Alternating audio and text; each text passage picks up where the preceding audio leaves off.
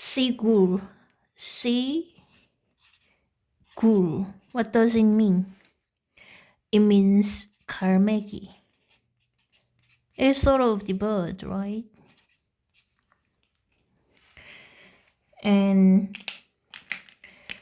SeaGull. What does it mean? SeaGull. It means the rural area in Korean, meaning rural area. The opposite word of city. The opposite word of city. So SeaGull, it's a 갈매기, that is the bird. And SeaGull is rural area, that is the opposite word of city.